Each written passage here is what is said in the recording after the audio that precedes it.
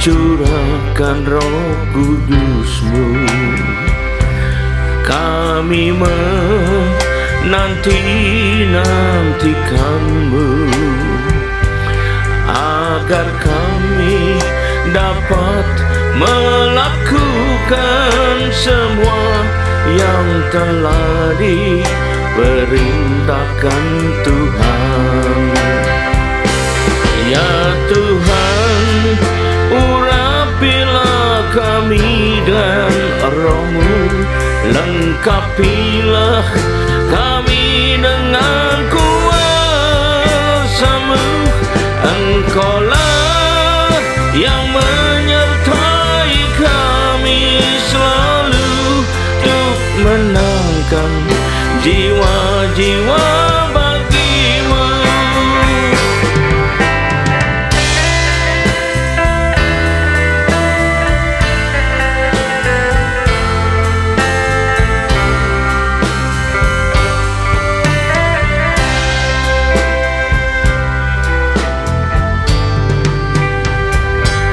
Oh Tuhan, curahkan Roh Kudus-Mu. Kami menanti-nantikan-Mu, agar kami dapat melakukan semua yang telah diperintahkan Tuhan. Ya Tuhan, urapilah kami dan Roh-Mu, lengkapilah kami dengan kuasa-Mu. Engkaulah yang menyertai kami selalu untuk menangkan jiwa-jiwa bagi-Mu. Engkaulah yang menyertai kami selalu untuk menangkan jiwa-jiwa bagi-Mu. Engkaulah yang menyertai kami selalu untuk menangkan jiwa-jiwa bagi-Mu.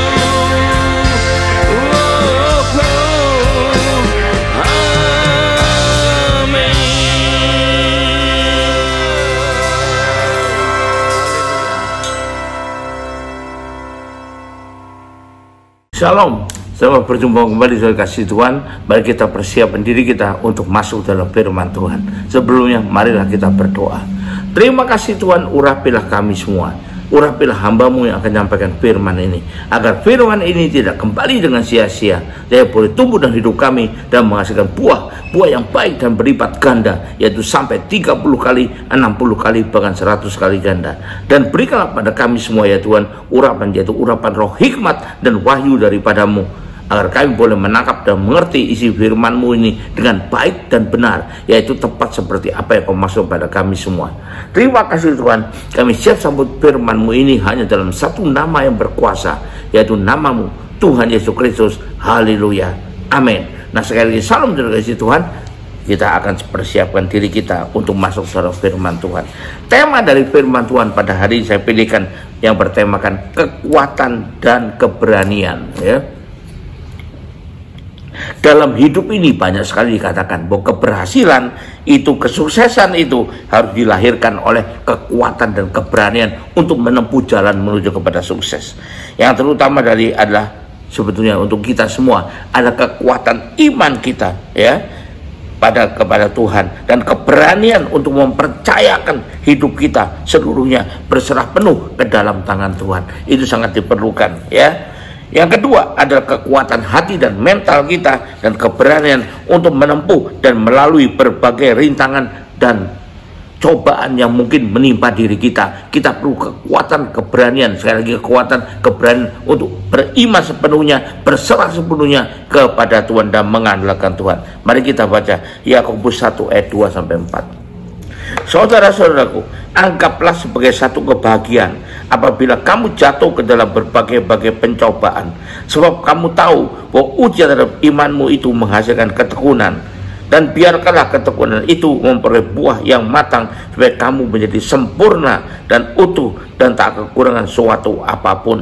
Tapi apabila di antara kamu ada yang berkekurangan hikmat, hendaklah ia memintanya kepada Tuhan, yang memberikan kepada semua orang dengan murah hati, dengan tidak membangkit-bangkitkan, maka hal itu akan diberikannya kepadanya. Ya, ini kita perlu tahu ya. Jadi kita harus tahu, kita harus punya kekuatan hati dan mental untuk menghadapi, dan juga keberanian untuk menghadapi dan menempuh segala rintangan dan cobaan itu.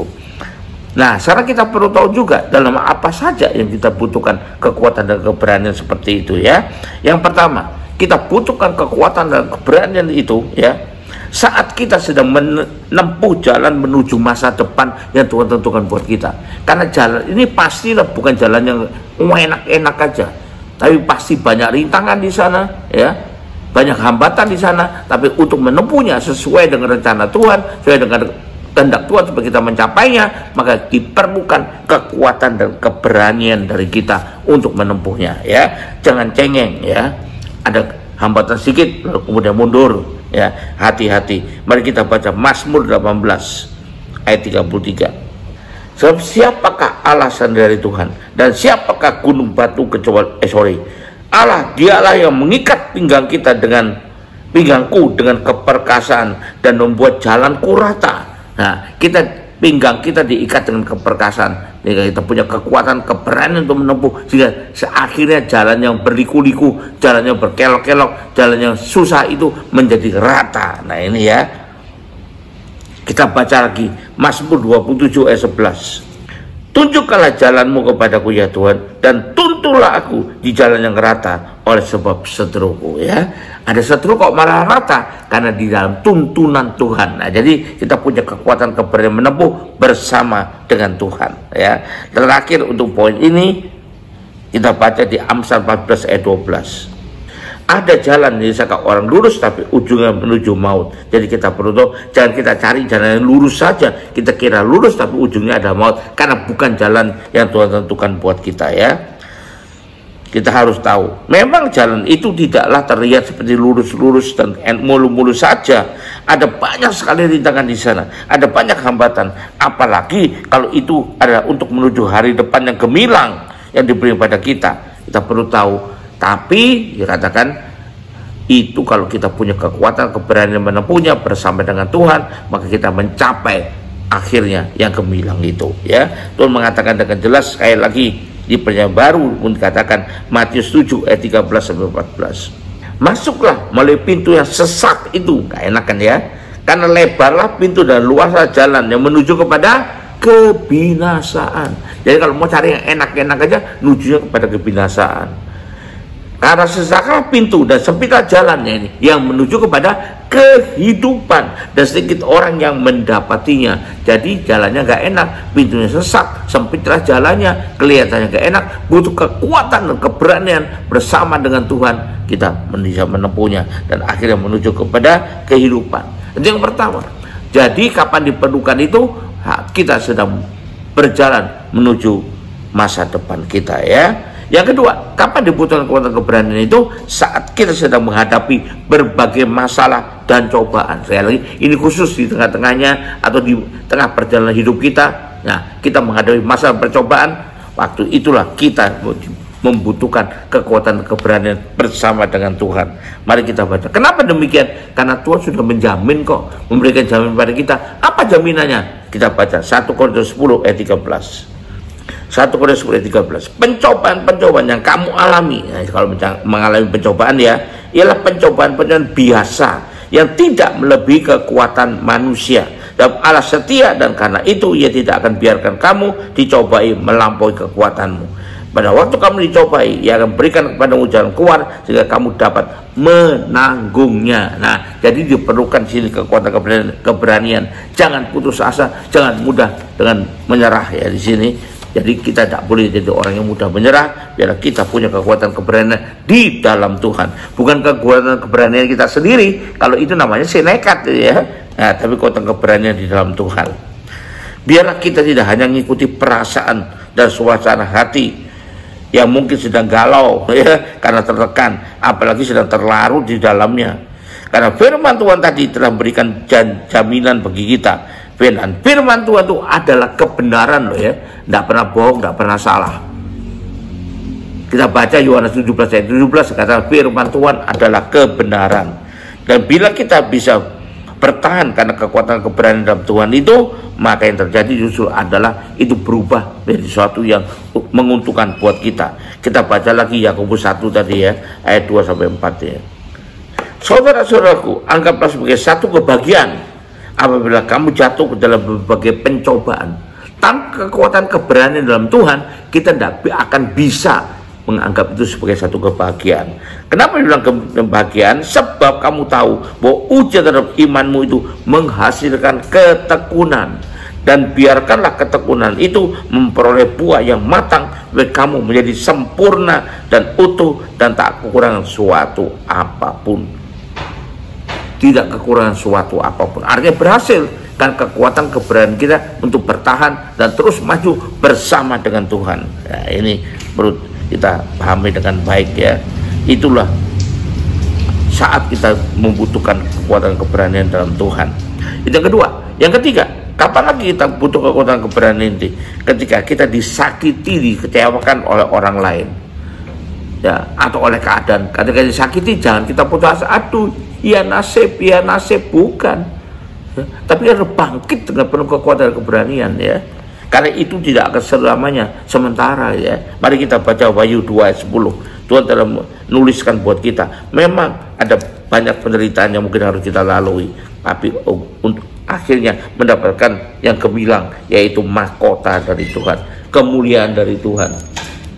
Jangan takut terhadap apa yang harus engkau derita. Sesungguhnya iblis akan melemparkan beberapa orang dari antaramu ke dalam penjara, supaya kamu dicobai dan kamu akan beroleh kesusahan selama 10 hari. Hendaklah engkau setia sampai mati, dan aku akan mengaruniakan kepadamu mahkota kehidupan. Nah ini ya, katakan janjikan oleh firman Tuhan. Karena itu janganlah kita terjebak dalam pikiran-pikiran negatif melulu ya, sehingga terdorong oleh niatan untuk balas dendam dan sebagainya, sehingga semua akhirnya jadi sama-sama pelaku kejahatan. Kalau kita disakiti, jangan dikuasai pikiran negatif. Awas kamu ya, awas ya, nanti satu kali saya gini kan. Nah itu dendam, sakit hati menguasai hidup kita.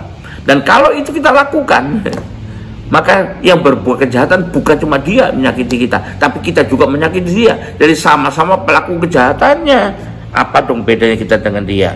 Untuk itu perlu kekuatan keberanian dari Tuhan untuk menghadapi dan mengatasinya. Haleluya, puji Tuhan.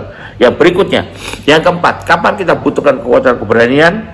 Nah, ketika kita sedang menghadapi orang-orang yang berbeda dengan kita. Jangan dikira enak loh. Iya, kalau orang berbeda dia mau terima keberanian kita. Tetapi kalau karena berbeda lalu kemudian bermusuhan atau musuh kita, seringkali kita tidak punya kekuatan keberanian untuk bisa memang beda, karena kita mengikuti firman Tuhan. Kan tidak semua orang kan mengikuti firman Tuhan, bisa berbeda. Nah, jangan takut menghadapi seperti itu. Tetap kita mengandalkan firman Tuhan. Tetap kita pegang dasarnya adalah firman Tuhan. Bukan karena ketakutan, tidak punya kekuatan, tidak punya keberanian, lalu kan ngikut-ngikut begitu saja. Hati-hati. Mari kita baca Matius 5 ya, ayat 14 dan 16 sampai 16. Matius 5 ayat 14 sampai 16. Waktu kita berada di tengah-tengah perbedaan seperti ini, walaupun sama-sama orang percayanya, mari kita lihat. Kamu adalah terang dunia. Kota yang terletak di gunung tidak mungkin tersembunyi. Lagi pula orang tidak menyalakan pelita lalu meletakkannya di bawah gantang, melainkan di atas kaki dian, sehingga menerangi semua orang dalam rumah itu. Demikianlah kehendaknya terangmu bercahaya di depan orang siapa, supaya mereka melihat perbuatanmu yang baik dan muliakan Bapamu yang di surga. Tetap saja pertahankan kebenaran itu dengan penuh keberanian ya, pertahankan. Buat orang-orang tertentu terkadang tidak bisa kita ngerti ya. Bahkan yang orang yang pernah kita tolong, misalnya kita tolong lagi lalu berbuat yang jahat lagi pada kita di belakang kita. kita harus bisa memberikan teladan yang baik kepada mereka sehingga nama Tuhan dipermuliakan. Ataupun beda, bukan beda kalau percaya keyakinan, bukan beda doktrinya, beda apa yang diyakininya karena pengertian yang ya kurang tepat dari firman Tuhan. Ya, kita harus berani berada di lingkungan seperti itu. Bahkan kita memberikan penerangan kepada mereka kembali kepada jalan yang benar, tidak bertahan pada kekeliruannya begitu saja. Tapi untuk itu diperlukan kekuatan dan keberanian. Yesus datang ke dunia menghadapi perbedaan seperti ini, ya, menghadapi bahkan sama-sama percaya Allah Yehova aja, seperti si orang-orang Farisi ahli Taurat, berbeda juga, tapi itu berani menyatakan kebenaran karena dia punya kekuatan dan keberanian. Begitu juga harusnya kita, tapi bukan dengan menyerang orang-orang yang tidak sama dengan kita, tapi untuk menyadarkan, menjadi berkat buat mereka semua, menjadi terang buat mereka semua, karena mereka masih ditutupi oleh kegelapan pengertian yang kurang pas. Jadi kita berikan terang itu, jangan takut atau untuk dibenci orang dan sebagainya, asal kita tidak menyerang mereka, tidak melecehkan mereka, ya, tidak menjelek-jelekan mereka, tapi kita bertahan pada memegang kebenaran. Haleluya, puji Tuhan. Dan itulah saat-saat dimana kita dibutuhkan untuk mempunyai kekuatan dan keberanian di dalam Tuhan. Haleluya, puji Tuhan.